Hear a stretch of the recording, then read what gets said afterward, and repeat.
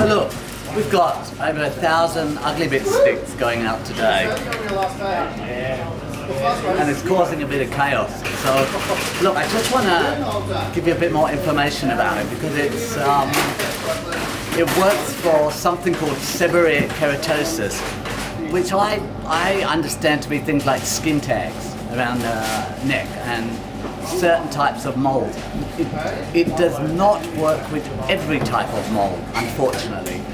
And when I've spoken to people about this, it's normally that they don't use it as effectively as I would recommend. And so for me, and interestingly, I've just got a little thing, see, it's almost gone already.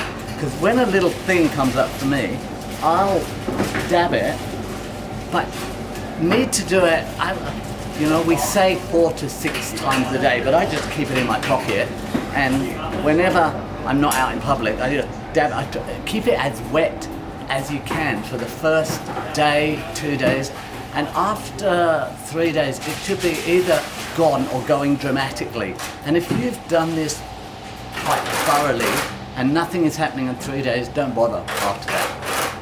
And if you bought it for something in particular and it didn't go on that particular mold, so what a lot of people do is use it for headaches and migraine. So obviously here, but more importantly for headaches and especially migraine, in here. Every morning, daily, and as I say, any bits, so you might not have noticed, but I'm bald. And that means when I wear a hat, and especially on the Sunshine Coast, I can get little spots or little acne things come up. Soon as I notice them, and quite honestly, an hour or two, they're gone. So it is amazing stuff.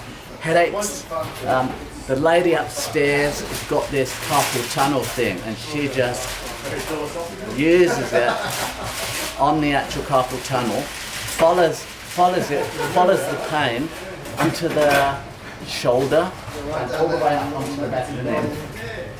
It's amazing. It's actually one of my favourite things because it's so versatile, and you can just put it in your bag. We take it on flights and use it on our legs. So it's an amazing ugly bit stick. So I hope you enjoy yours, and love to hear from you. Video would be great, and we'll put it up on the net. Thank you.